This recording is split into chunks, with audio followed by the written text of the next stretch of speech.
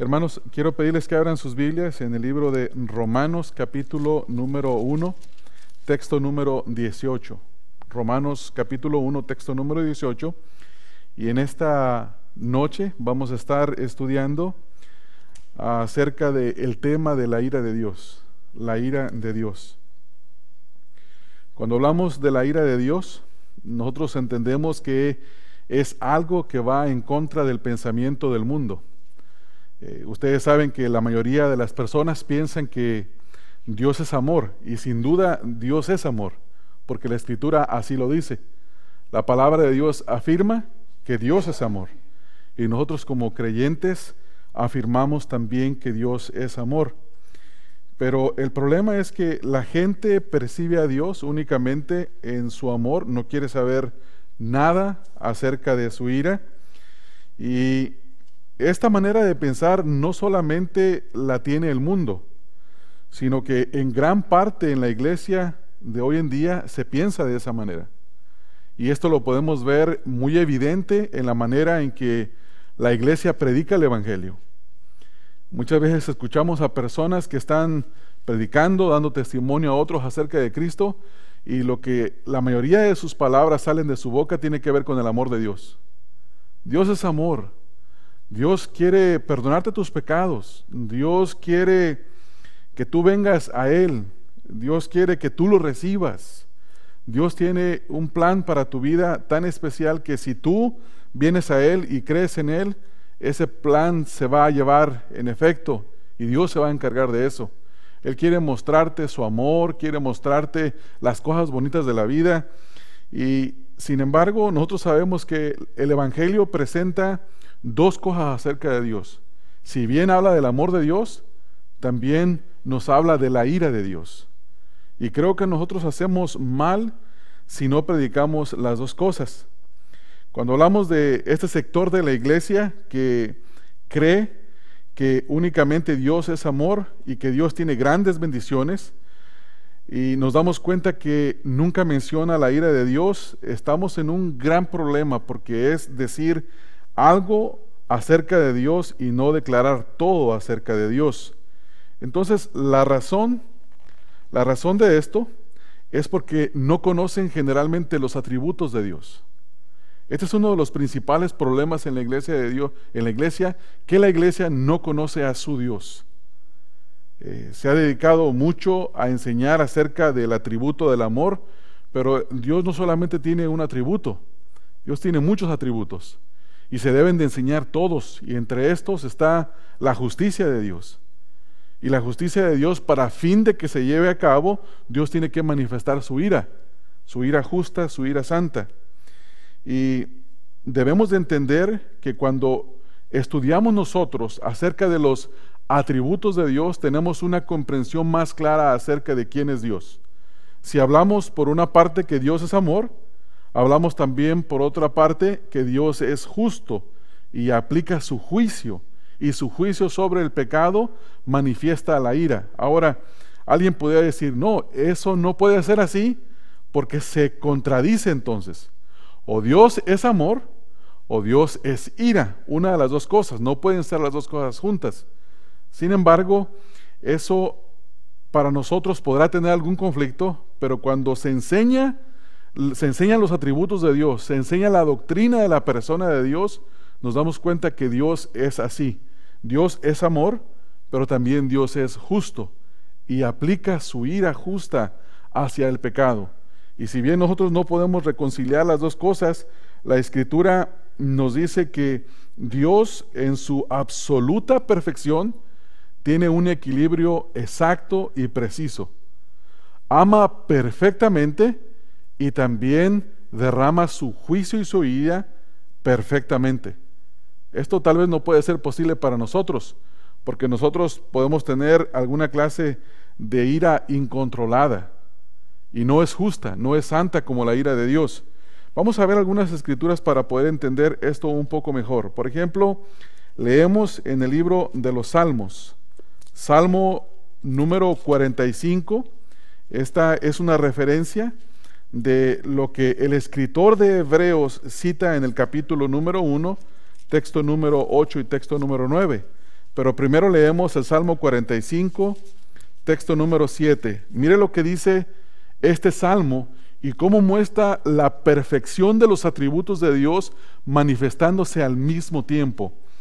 El Salmo 45, 7 dice: has amado la justicia y aborrecido la maldad. Usted puede ver ahí que los dos atributos de Dios se manifiestan a la perfección.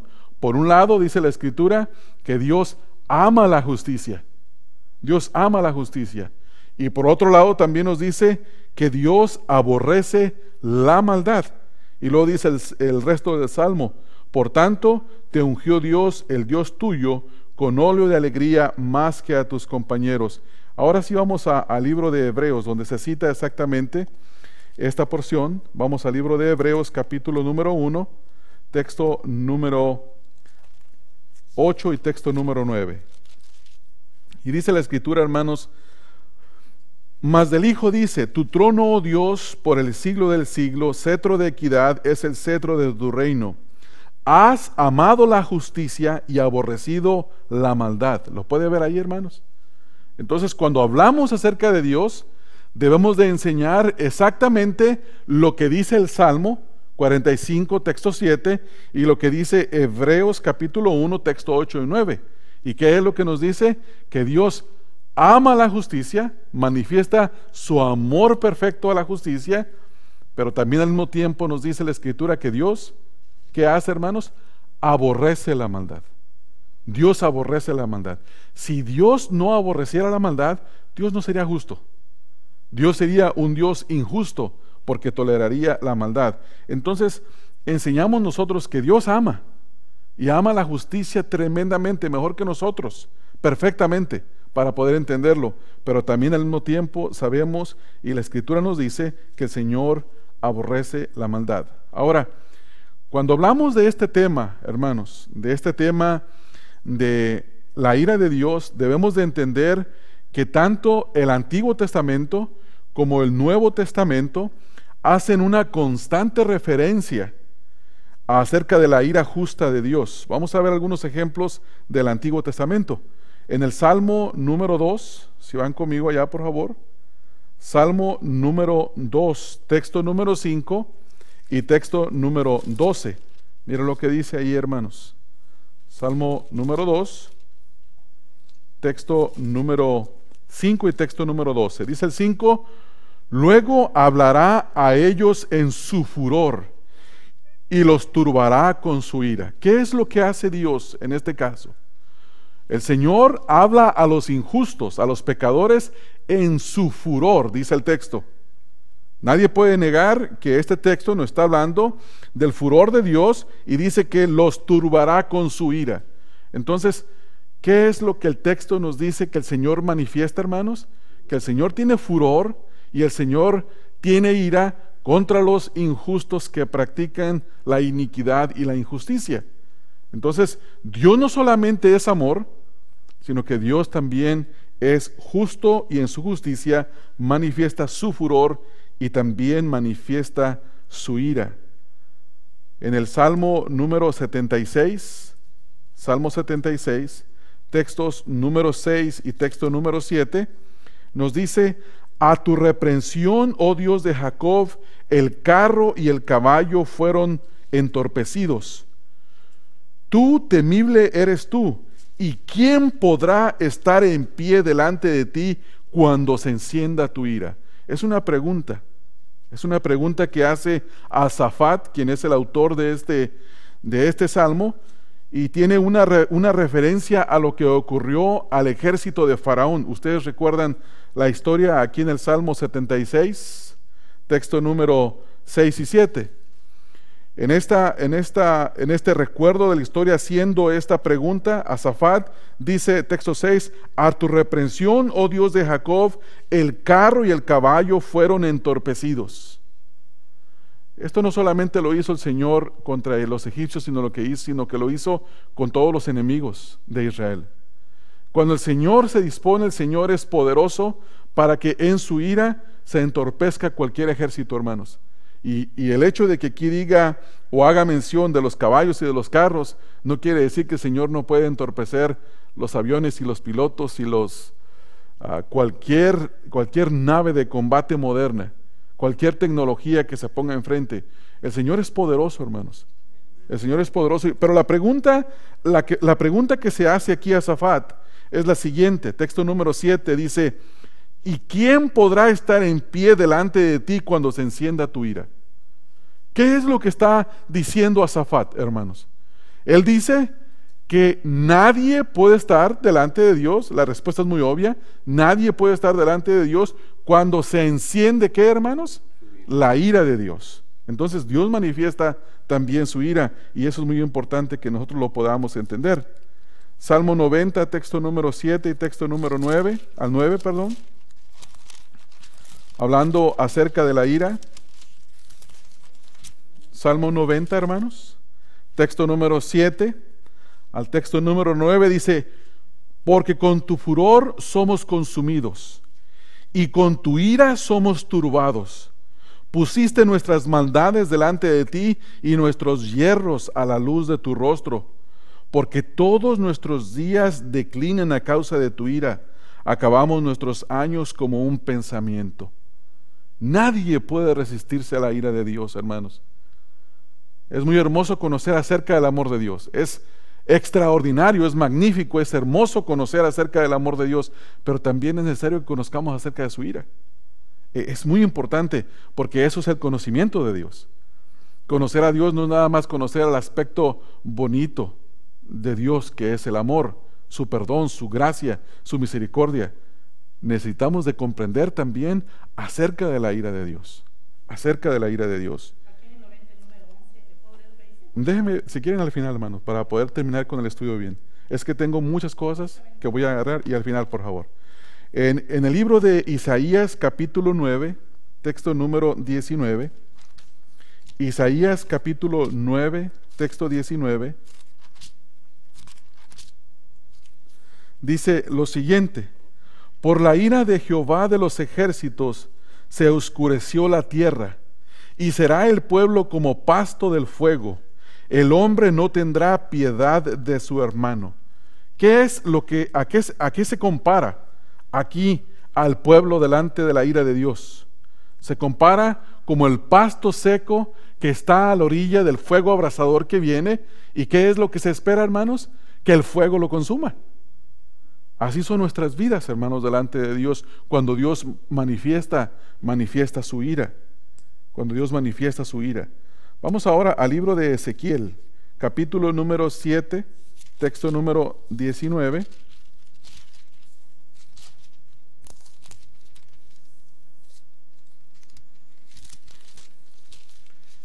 Ezequiel 7, 19.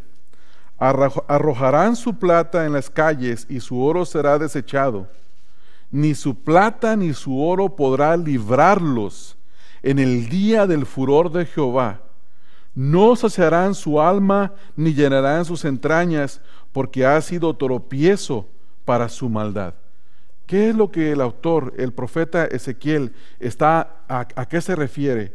Que ni el oro ni la plata pueden librar a nadie delante de la presencia de la ira de Dios. Ustedes saben que el dinero, el oro y la plata es lo que se utiliza para que el hombre pueda adquirir cosas, para que se pueda librar de algún mal. Esto es muy típico. Por ejemplo, en nuestros países agarran a un traficante, y ¿qué es lo primero que hace? Ofrece un soborno. ¿Y qué es lo que generalmente la policía responde? Bueno, venga el dinero, y se libra del furor de la policía o de la justicia, de la ley. Pero delante de Dios no se puede hacer esto. No hay nada que libre de la ira de Dios.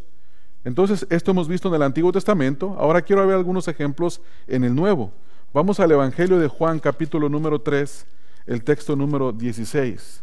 Quiero citar este texto, este versículo, porque es uno de los más citados para hacer referencia al amor de Dios. Y sí es cierto. La Escritura dice en Juan 3:16, dice: porque de tal manera amó Dios al mundo, que ha dado a su unigénito, a su Hijo unigénito, para que todo aquel que en Él cree no se pierda, mas tenga vida eterna. Y la pregunta que nosotros nos hacemos aquí es, ¿de qué manera amó Dios al mundo? De una manera única, de una manera especial. Nadie ha amado ni amará de la manera que Dios ama. Nadie puede amar perfectamente como Dios. Sin embargo, fíjense, hermanos, en este mismo capítulo, si ustedes van un poco más adelante al texto número 36, se hace una referencia acerca de la ira de Dios. Entonces, nosotros tenemos que leer ese texto y después hacer una comparación entre los dos. Dice el texto 36, el que cree en el Hijo tiene la vida eterna, pero el que rehúsa creer en el Hijo no verá la vida, sino que la ira de Dios está sobre él. Se da cuenta que Juan, quien es llamado el apóstol del amor, el evangelio de Juan, el evangelio que más se menciona acerca del amor de Dios o de la actitud del Señor Jesucristo para con sus discípulos, en un mismo pasaje vemos las dos cosas. Juan predicaba las dos cosas. Predicaba tanto el amor de Dios como la ira de Dios. Y esto no debe de estar separado el uno del otro. Yo creo que nosotros debemos de aprender de Juan. Debemos de aprender de Juan, ver este versículo y decir, sí tenemos que hablar del amor de Dios. Por supuesto que tenemos que hablar del amor de Dios. Pero también tenemos que hablar de ¿quién, hermanos? De la ira de Dios. Las dos cosas van juntas, no están separadas. En 1 Corintios 16:22, el apóstol Pablo advierte a los corintios que si alguno no ama al Señor Jesucristo, está bajo maldición, bajo la ira de Dios. Vamos a leer 1 Corintios, capítulo número 16, el texto 22. Dice, el que no amare al Señor Jesucristo, sea anatema, el Señor viene. ¿Qué está diciendo aquí el apóstol Pablo? Dice, si tú no amas al Señor Jesucristo, estás bajo la maldición de Dios, bajo la ira. Esta palabra anatema la usa el apóstol Pablo también en Gálatas y es una referencia a puesto bajo maldición. Y cuando alguien está puesto bajo la maldición de Dios, lo único que le espera es la ira de Dios, no le espera el amor de Dios. Entonces el apóstol Pablo también lo enseña en este mismo libro de 1 Corintios 13, donde se habla del amor, de la supremacía del amor. Ustedes, por ejemplo, podemos leer, hermanos, en el capítulo número 13, el final, cuando algunas personas dicen en el texto 13, 1 Corintios 13:13, ahora permanece la fe, la esperanza y el amor, estos tres, pero el mayor de ellos es el amor. Y hay una frase que se saca de este texto que la utiliza el mundo y a veces la iglesia agarra la gripe como se agarran las enfermedades, dicen que el amor prevalezca, hermanos. Y sí es cierto, hermanos, debemos de amarnos. Así dice la Escritura. Pero mire, si usted va a este mismo pasaje, cuando se habla del amor, fíjese ahí mismo en el capítulo 13. En el capítulo 13, dice el texto número 6. Comenzando desde el texto número 4, se habla de lo que es el amor. Dice, el amor es sufrido, es benigno. El amor no tiene envidia, el amor no es jactancioso, no se envanece, no hace nada indebido, no busca lo suyo, no se irrita, no guarda rencor. Y cuando alguien lee esto dice, ¿viste? Si ese es el amor de Dios, Dios no se irrita, no guarda rencor. Pero una cosa es irritarse y otra cosa es manifestar la ira justa de Dios. Pero miren lo que dice el texto 6. Ese texto 6 nos da el equilibrio perfecto para que se manifiesten los atributos de Dios. No se goza de la injusticia. El amor no se goza de la injusticia. Cuando el Señor ve la injusticia, entonces el Señor manifiesta su ira, su juicio justo. Y eso debemos de entenderlo. Si bien en el texto número 5 dice que no se irrita, que no guarda rencor, debemos de entender que tampoco el amor se goza de la injusticia. ¿Cómo reacciona Dios cuando ve la injusticia? Cuando el Señor ve la injusticia, entonces debemos de leer nosotros Romanos capítulo 1, texto 18, y leer nuestro texto que estaremos estudiando en esta noche. Dice, porque la ira de Dios se revela desde el cielo contra toda impiedad e injusticia de los hombres que detienen con injusticia la verdad. Entonces, si bien el amor es paciente, el amor no se irrita, es decir, no pierde su control, pero la manifestación de la ira de Dios es justa, es perfecta y es necesaria para que se cumpla su justicia, para que su santidad sea vindicada. Otros textos, antes de ir a estudiar este texto, hermanos, directamente, vamos al libro de Efesios, capítulo número 5. Efesios, capítulo 5, en el texto número 6. Efesios 5:6 dice: nadie os engañe con palabras vanas, porque por estas cosas viene, ¿qué, hermanos? La ira de Dios sobre los hijos de desobediencia. ¿Qué está diciendo el texto? El texto nos está diciendo a nosotros en esta noche que Dios manifiesta su ira sobre los hijos de desobediencia. Cuando dice hijos de desobediencia, no necesariamente estamos hablando de hijos de Dios. Hijos de desobediencia es toda aquella persona que no es un hijo de Dios. Y déjenme hablarles un poquito del contexto. Miren, si van conmigo al contexto del capítulo 2, texto 1 y 2, ahí se mencionan los hijos de desobediencia. Y Él os dio vida a vosotros cuando estabais muertos en vuestros delitos y pecados, en los cuales anduvisteis en otro tiempo, siguiendo la corriente de este mundo, conforme al príncipe de la potestad del aire, el espíritu, y escuche esto, que ahora opera en los hijos de desobediencia. Los hijos de desobediencia son los hijos del diablo. Juan capítulo 8 dice: vosotros sois de vuestro padre el diablo, porque él es padre de mentira y miente desde el principio. Entonces, cuando dice aquí los hijos de ira, se refiere a todo aquel que desobedece la verdad, a todo aquel que escucha la predicación del evangelio y que no hace caso, que no obedece. Nadie os engañe con palabras vanas, porque por estas cosas viene la ira de Dios sobre los hijos de desobediencia.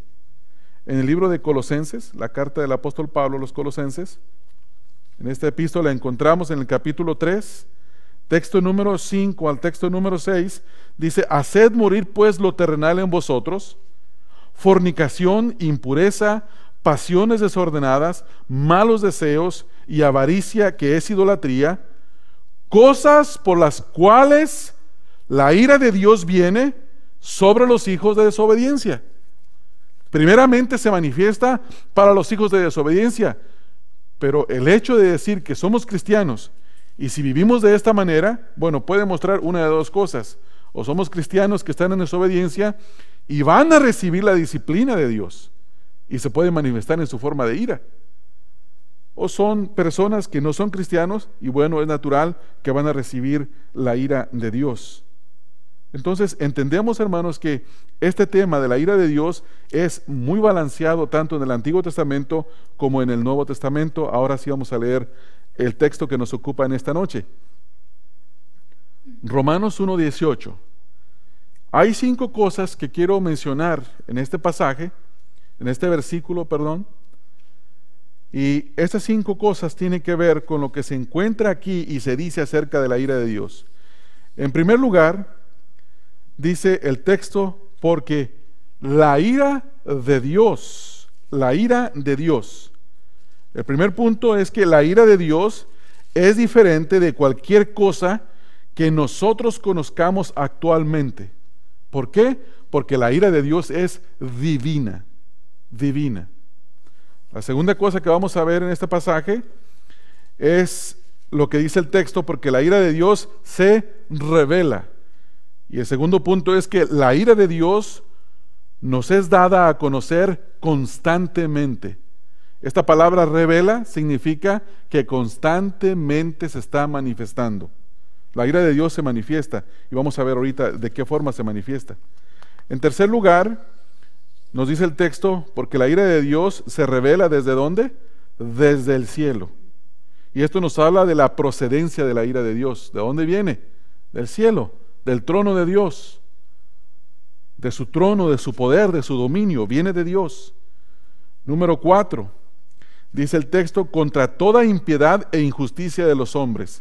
Esto tiene que ver con quiénes son los recipientes de la ira de Dios. Los recipientes y la razón de la ira de Dios. La razón, dice, contra toda impiedad e injusticia de los hombres. Y número 5, ahí mismo en el texto 18, es la razón de la ira de Dios, y Dios manifiesta su ira porque dice el texto que detienen con injusticia la verdad. Y estas son las 5 cosas que vamos a ver si el tiempo nos lo permite, y vamos a ver la primera. El texto nos dice, porque la ira de Dios, la ira de Dios. La ira de Dios es diferente a cualquier cosa, hermanos, que nosotros conozcamos actualmente. ¿Por qué? Porque es una ira divina. Cuando uno lee la historia, hermanos, a través de los libros de historia, por supuesto, o la escucha narrada por algún maestro de historia, uno se da cuenta que cada país o cada época ha tenido dictadores, ¿verdad, hermanos? Y uno puede mencionar muchos dictadores. Por cierto, esta no es una clase de historia, no nos vamos a poner a hablar de cada uno de los personajes a través de la historia, pero hay una característica que tienen en común todos ellos, y es que cada uno de ellos le ha mostrado su ira hacia el pueblo sobre el cual ellos están, especialmente a sus enemigos. Uno ve la ira de Adolfo Hitler, cómo la descargó sobre el pueblo judío. Ve la ira de Adolfo Hitler sobre las naciones. Ve la ira de Mussolini, quien se alió con él. Uno puede ver a través de toda la historia cómo estos personajes manifiestan su ira, y eso es algo que uno puede ver. Pero sin embargo, la ira de cualquier personaje, por más tenebroso y macabro, oscuro y horrible que sea, nunca se puede comparar con la ira de Dios. Nunca. Cuando uno ve lo más horrendo de la historia, lo más feo, el genocidio de los turcos, el genocidio de los judíos, y uno dice, eso es lo peor que puede haber. No, no es lo peor. Lo peor es la ira de Dios. Y eso es algo que nosotros debemos de conocer como hijos de Dios. Y no nos debe de asustar, nos debe de provocar temor reverente hacia Dios. Saber que nuestro Dios puede manifestar su ira de esta manera.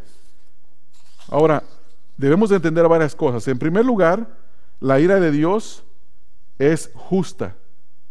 Es justa. No es como la ira de Dios, del hombre, que es injusta, es infundada. El hombre por naturaleza es pecador, es depravado, y se espera que manifieste su ira contra las demás personas, pero la ira de Dios siempre tiene un fundamento en su santidad. Cada vez que el hombre atenta contra la verdad de Dios, que es lo que vamos a ver más adelante, Dios manifiesta su ira justa contra el pecado del hombre. La naturaleza de la ira del hombre es una ira corrompida a tal grado que cualquier clase de ira es una ira injusta. Sin embargo, la naturaleza de la ira de Dios, en cualquier forma que se manifieste, es justa. Y debemos de entenderlo. Hay un texto en los Salmos, que no quiero ir a él ahorita, que dice, bienaventurado aquel que estrelle sus hijos contra la peña. Y uno puede leer ese salmo y dice, ¿es una bienaventuranza tomar a un niño de los piecitos y estrellarlo de cabeza junto a una piedra? Y eso es lo que dice el salmo. Ahora hay que leer el contexto para entenderlo. El contexto es que Dios había mandado al pueblo de Israel a acabar con toda la gente que estaba habitando la tierra prometida. Iba a acabar con todos ellos, iba a matarlos a todos, no tenía que dejar ninguno de sus hijos. Y alguien puede decir, qué horrible y qué injusto es eso que Dios ha hecho. Debería de ser Dios traído a una corte mundial y ser juzgado. Pero nosotros somos injustos, hermanos.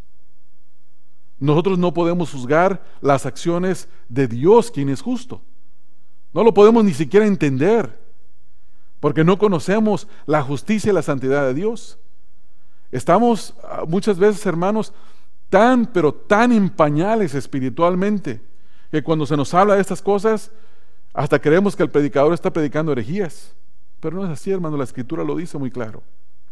Y tenemos que tener cuidado de esas cosas. Ahora, para poder entender la ira de Dios, necesitamos de comprender primeramente su santidad. La santidad perfecta no puede tolerar la falta de santidad. Escuche bien esto. La santidad perfecta de Dios no puede tolerar la falta de santidad. ¿Sabe cuál es el requisito para estar en la presencia de Dios? Perfección. La Escritura dice en Santiago 2:10 que cualquiera que cumpliere la ley de Dios perfectamente, pero fallare en un punto, es culpable de todos. Y la pregunta es ¿por qué? La respuesta es porque Dios es perfecto. Y la santidad perfecta de Dios requiere perfecta santidad. Y la santidad perfecta de Dios rechaza toda santidad imperfecta. Entonces, esa es la razón por la cual nosotros no nos podemos salvar a nosotros mismos. No nos podemos salvar a nosotros mismos. Y esa es la única manera que podemos entender. El profeta Habacuc, en el capítulo 1, texto 13, dice: muy limpio eres de ojos para ver el mal, ni puedes ver el agravio.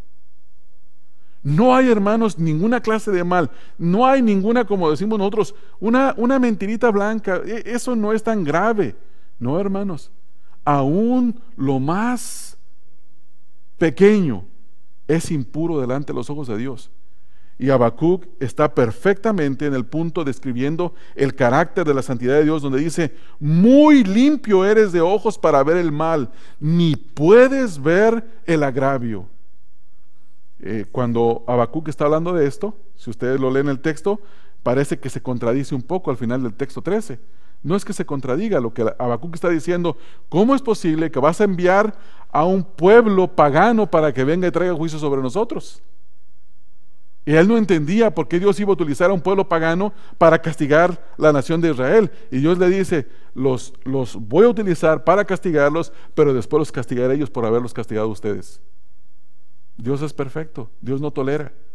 Y Habacuc dice: ¿cómo es posible que tú vas a permitir que un pueblo pagano venga y acabe con nosotros y nos lleve cautivos, que mate a la mayoría y nos lleve cautivos y se robe nuestros tesoros y nuestros bienes y mate a nuestros jóvenes, a nuestras mujeres? ¿Cómo es posible? Y dice Habacuc, por cuanto él no lo entendía, dice: muy limpio eres de ojos para ver el mal, ni puedes ver el agravio. Pablo escribe en 1 Corintios 13:6, el texto que ya leímos, que el amor no se goza de la injusticia. Dios no se goza en injusticia, hermanos. En conclusión, hermanos, la ira de Dios es muy diferente al enojo y a la ira del hombre. La ira de Dios es totalmente justa, y es justo que Dios actúe en su ira contra toda injusticia. Si Dios no actuara con su ira contra toda injusticia, Dios no sería un Dios justo. Por lo tanto, Él tiene que manifestar su ira. Tiene que manifestar su ira. Y eso nos lleva a nuestro segundo punto. Dice: porque la ira de Dios, y luego la siguiente frase es: se revela. Se revela. Esta palabra puede ser mejor traducida como se manifiesta constantemente, se da a conocer. La ira de Dios, hermanos, siempre se ha dado a conocer a través de toda la humanidad. Cada vez que Dios actúa con su ira en juicio contra el hombre, es porque le quiere manifestar al hombre que está procediendo injustamente y que sus actitudes van en contra de su santidad, es decir, la santidad de Dios. Cada vez que Dios manifiesta su ira contra el hombre, le está manifestando que lo está haciendo porque las actitudes injustas de los hombres van en contra de la justicia y de la santidad de Dios. Por eso es que se revela. Algunos ejemplos, no vamos a ver los capítulos porque sería demasiado. Voy a mencionar 5 ejemplos que están en la Escritura. Número 1, el ejemplo de Adán. Cuando Adán desobedeció el mandato de Dios, mandato perfecto y justo, ¿qué fue lo que recibió Adán? Adán murió espiritualmente, número 1. Número 2, recibió castigos. La Escritura nos dice que Dios le dio castigo, y también dice la Escritura que Dios lo sacó del jardín del Edén. Y puso un ángel para que guardara y que el hombre no volviera a entrar al jardín. El segundo ejemplo es el diluvio universal. En Génesis 6:5 dice que la maldad de los hombres era tan grande, pero tan grande que Dios no la podía tolerar. ¿Y qué es lo que hace Dios? Manda un diluvio universal, porque los pensamientos y las acciones de los hombres eran de continuo hacer el mal. Y como Dios no puede tolerar el mal de esa manera, Dios mandó un diluvio universal y acabó con toda la humanidad. Y nada más quedaron a Noé, su mujer, sus hijos y las esposas de sus hijos. El tercer ejemplo es el juicio contra Sodoma y Gomorra. Dios había decidido derramar su ira con fuego sobre estas dos ciudades por la inmoralidad de los ciudadanos de estas ciudades. ¿Y qué es lo que hizo Dios? Derramó su ira con el fuego y fueron consumidos. Número 4, las plagas y los juicios que cayeron contra Faraón y los egipcios. Faraón se rehusó dejar salir al pueblo de Dios y mientras se seguía rehusando, Dios seguía mandando juicio. Hasta que al último los dejó ir, pero cuando decidió ir detrás de ellos, Dios derramó la última gota de su juicio, ¿verdad? Acabando con sus ejércitos en el mar. Y el último ejemplo, y creo que es el más importante de todos, es la ira de Dios derramada sobre el Señor Jesucristo en la cruz. Ese es el ejemplo mayor. Ahora, ¿cómo podemos entender eso? El Señor Jesucristo, impecable, santo, puro, perfecto, sin pecado, recibió en la cruz sobre su cuerpo la ira de Dios, hermanos. Cayó la ira de Dios en su totalidad por todo el pecado nuestro. Eso cualquiera de nosotros puede decir es injusto. No, es justo.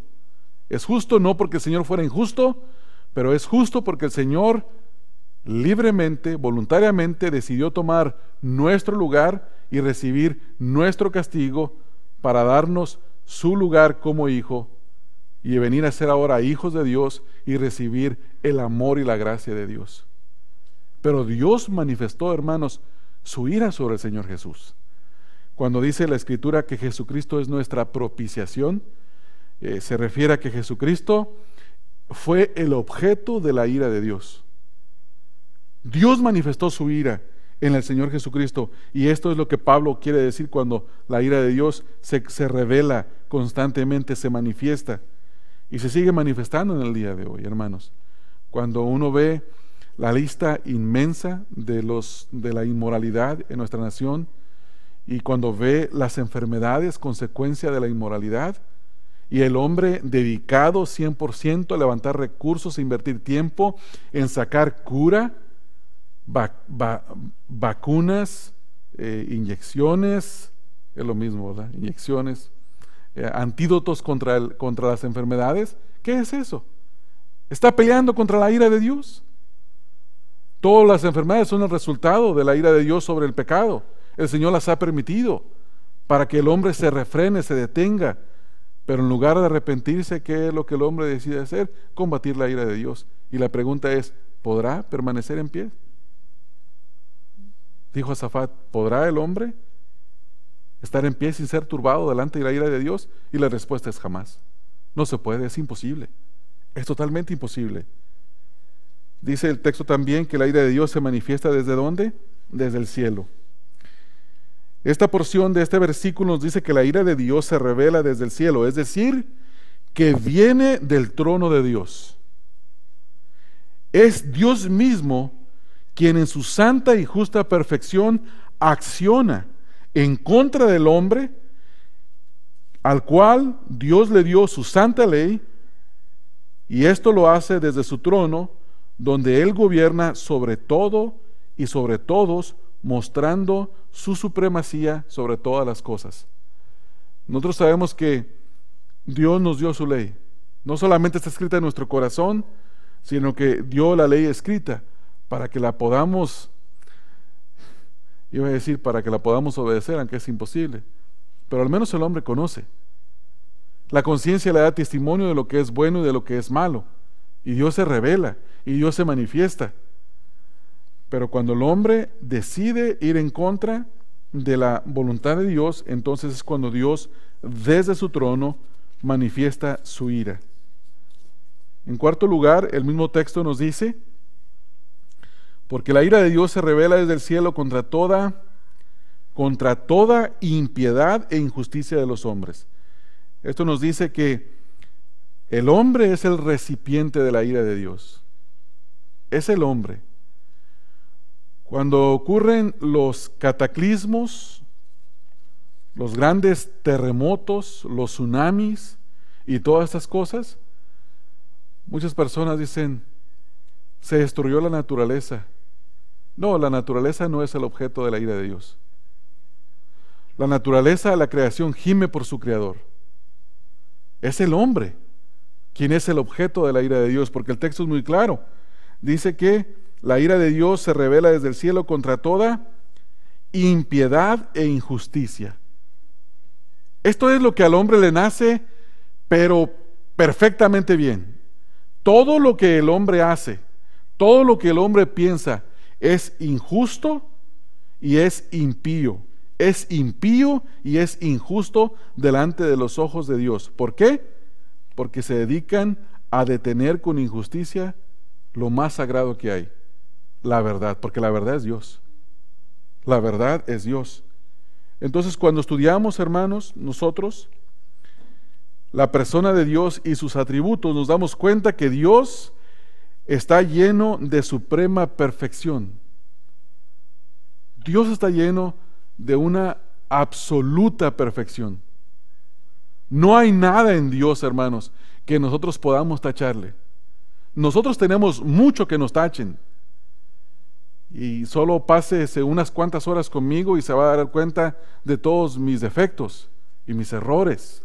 Y va a tener que decir y hablar de mí. Y con justa razón. Dijo Carlos Spurgeon en una ocasión que no te enojes por lo que otro diga de ti, porque lo que Dios tiene que decir es peor que lo que otros han dicho. Y eso es cierto, hermanos. Eso es cierto. Nosotros realmente somos peores de lo que la gente piensa de nosotros. Somos mucho peor. ¿Sabe que a nosotros nos gusta que la gente piense bien de nosotros? ¿No es así, hermanos? Cuando alguien piensa más de nosotros, ¿cómo nos sentimos? ¿Nos ofendemos? ¿O nos entristecemos? Pero aquí el punto es que no hay nada en el hombre que sea justo, y sin embargo en Dios no hay nada que sea injusto. Eso es lo que tenemos que entender. Una de las mejores formas de entender a Dios es entendiendo quién es el hombre.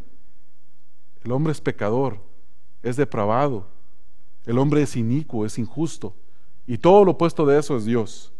Todo lo opuesto de eso es Dios. No hay nada en el hombre que sea limpio. Él es todo lo contrario de lo que es Dios. Por cuanto Dios es Dios santo, es decir, que no puede ser ni tocado ni alcanzado por ninguna clase de pecado en ninguna manera, esta santidad y justicia lo hacen reaccionar en contra de toda la impiedad e injusticia de los hombres. Dios, hermanos, no está pasivo, como mucha gente piensa que Dios se encuentra en este momento. El Señor está activamente revelando y manifestando su ira y su furor contra el pecado.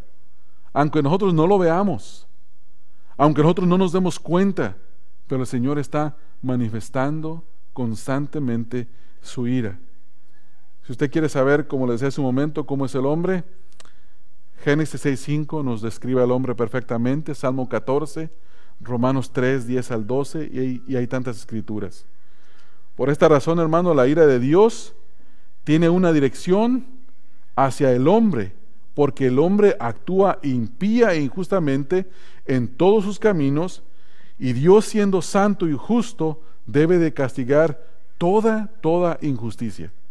Si Dios no fuera santo y justo, o más bien dicho, si Dios no castigara toda injusticia, Dios no sería santo y justo. ¿Se da cuenta de lo que estamos hablando? Entonces, por lo tanto, la ira de Dios es algo normal, es algo natural en Dios. no en nosotros, no en nosotros.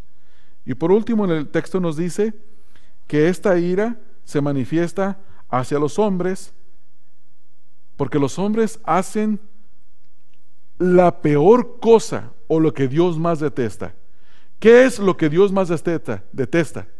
Que el hombre retenga la verdad, o que el hombre cambie la verdad. ¿Por qué? Porque cambiar o retener la verdad es ir en contra de la naturaleza de Dios, por cuanto Dios es verdad. Jesús dijo: yo soy el camino, la verdad y la vida. Si Él es la verdad y el hombre actúa en contra de la verdad, ¿qué está haciendo? Está atacando a Dios. Hermanos, es por eso que predicar la verdad es una de las cosas más importantes. Hay personas que no les importa lo que se predica. Ellos, mientras que el sermón tenga unos buenos chistes que los entretengan, que los despierten, que los mantengan activos en su mente y que les enseñen 2 o 3 cosas de cómo mejorar su vida ahora, no importa que esté todo cuatrapeado en la doctrina. No importa. ¿Por qué? Porque no les importa la verdad. No les importa la verdad. Ese es el problema. Mientras que tenga estos componentes de atracción que al mundo le gusta y sea cortito, pues mucho mejor, ¿verdad? Si me puedes dar lo que yo quiero escuchar y me lo puedes dar en corto tiempo para yo irme a hacer las cosas que yo quiero hacer, entonces pues el hombre es feliz. Pero sin embargo, la Escritura nos dice que cuando los hombres detienen con injusticia la verdad, Dios manifiesta su ira. ¿Por qué? Porque retener la verdad es ir en contra de la persona y la naturaleza de Dios. Ya hemos visto Juan 14:6, que Él es la verdad. El Salmo 119, 160 nos dice que su palabra es verdad. Vamos a leerlo, hermanos. Salmo 119, el texto 160. Salmo 119. Cuando podemos entender, hermanos, estas cosas, deberíamos de ser provocados a poder adorar a nuestro Dios de una mejor manera. Salmo 119, texto 60 nos dice: la suma de tu palabra, no dice de tus palabras, la suma de tu palabra es verdad. Salmo 119, texto 160. ¿Se da cuenta lo que dice, hermanos? La palabra de Dios, toda la Biblia, desde el Génesis hasta el Apocalipsis, los 66 libros, la suma de tu palabra es verdad. No creerla, torcerla o resistirla es ir en contra de Dios. Es detener con injusticia la verdad. Es por eso que el predicador tiene que procurar presentarse delante de Dios como un obrero aprobado, que no tiene de qué avergonzarse y que tiene que hacer ¿qué bien, hermanos? Trazar bien la palabra ¿de qué? De verdad. Porque el no hacerlo es ir en contra de Dios. No hacerlo es ser el objeto y el recipiente de la ira de Dios. Hermanos, hay mucho en juego acá. Hay más de lo que nosotros nos imaginamos. Mucho, mucho más. Y esas cosas se deben de considerar, hermanos. Se deben de entender. Juan 17, 17 dice: santifícalos en tu verdad, tu palabra es verdad.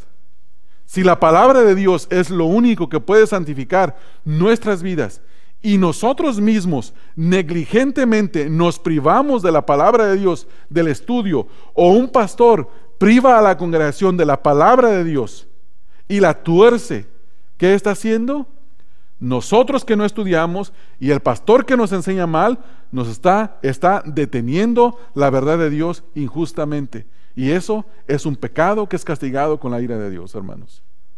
Hermanos, esto es serio, esto no es un juego. Predicar el Evangelio, predicar la palabra de Dios correctamente, es un juego y tiene tremendas consecuencias. Tiene una gran retribución de parte de Dios, donde la gracia de Dios se manifiesta, pero también puede ser retribuido con la ira de Dios si la palabra de Dios se tuerce. Ahora, cuando hablamos de la verdad, debemos de entender, hermanos, que los hombres el hombre, hará todo lo posible por suprimir o retener la verdad de Dios con su injusticia. El hombre, hermanos, es lo antitético a la verdad, es decir, lo opuesto. Nosotros en nosotros mismos somos error. En nosotros mismos somos herejía. Todo lo que sale de nuestra mente, de nuestro pensamiento, de lo más sublime del hombre, sus mejores filosofías, sus mejores religiones, son error. La verdad no procede del hombre, la verdad proviene de Dios, y es el hombre quien se resiste a ella. Cuando nosotros leemos, por ejemplo, en Romanos, el pasaje que estamos leyendo, dice el texto 19, porque lo que de Dios se conoce les es manifiesto, pues Dios se los manifestó. Porque las cosas invisibles de Él, su eterno poder y deidad, se hacen claramente visibles desde la creación del mundo, siendo entendidas por medio de las cosas hechas, de modo que no tienen excusa. Pues habiendo conocido a Dios, y luego escuche lo que dice, no le adoraron como a Dios. Dice, habiendo conocido a Dios, no le glorificaron como a Dios, ni le dieron gracias, sino que se envanecieron. ¿En dónde, hermanos? En sus propios razonamientos, y su necio corazón fue entenebrecido. Profesando ser sabios, se hicieron necios, y esto es lo más grave, y cambiaron la gloria de Dios incorruptible en semejanza de imagen de hombre corruptible, de ave, de cuadrúpedos y de reptiles. ¿Qué es esto? Esto es la adoración. Esto es la idolatría contemporánea. Se adoran a los hombres, se adoran a los animales. Ustedes saben que hay países que adoran a los animales. En India. No estamos muy lejos. Uno de mis hijos me estaba comentando que hay un, entre comillas, un científico naturalista que dice que propuso una acta de derechos para los animales y que los derechos de los animales se deben de respetar. Entonces yo le pregunté a mi hijo, explícame un poquito más eso. Sí, dice que un perro no debería estar atado a una cadena, porque eso es un abuso, es esclavitud. Y ustedes se imaginarán todas las cosas torcidas. Me dice mi hijo, ¿qué piensas? Le dije, mira, yo pienso que el día que los animales se pongan de acuerdo todos juntos y ellos sometan el acta de derechos y ellos compitan en un voto contra los humanos, entonces vemos lo que podemos discutir. Un animal es un animal, hermanos. El hombre está puesto para subyugar los animales, no para que los animales subyuguen al hombre. ¿Usted sabe que hay abogados que defienden los derechos de los animales? Le estoy hablando en serio. Hay abogados, y mi pregunta es, ¿quién le va a pagar al abogado? ¿El perro le va a pagar al abogado? Es ridículo, hermanos, hablar de esto. Pero sin embargo lo hay. Texto 24.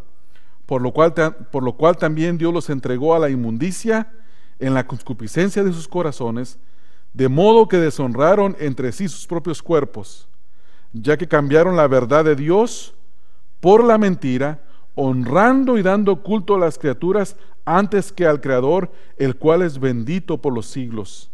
Amén. Entonces Dios entrega a texto 26, por esto Dios los entregó a pasiones vergonzosas, y habla del lesbianismo, habla del homosexualismo, habla de todo tipo de hechos vergonzosos. Texto 28 dice, y como ellos no aprobaron tener en cuenta a Dios, bueno, dijo Dios, les derramó su juicio. Dios los entregó a una mente reprobada. ¿Para qué? Para hacer cosas que no convienen. Esta es parte del juicio de Dios, hermanos. Eso es parte del juicio de Dios. Entonces, nosotros como cristianos, en conclusión, debemos de entender que Dios manifiesta su ira de la misma manera en la que Él manifiesta su amor. También debemos de entender que cuando Dios manifiesta su ira para con los hombres, Dios no está siendo injusto, sino que es movido por su propia justicia, la cual es perfecta. En conclusión, debemos de aprender a temer a Dios, hermanos. Necesitamos de aprender a temer a Dios. No nada más de tratar de apoderarnos de ese sentimiento que tiene que ver con el amor sentimentalista que nosotros muchas veces mal entendemos acerca del amor de Dios, y entender que el amor de Dios es perfecto y también su ira es perfecta y justa, y conocer a nuestro Dios. El conocimiento de nuestro Dios nos va a ayudar a relacionarnos de una mejor manera con Él en nuestra comunión, hermanos. Dios no es un juego. Él no es un juguete que nosotros podamos jugar con Él como queramos jugar. Debemos tener cuidado con esas cosas. Vamos a orar, hermanos.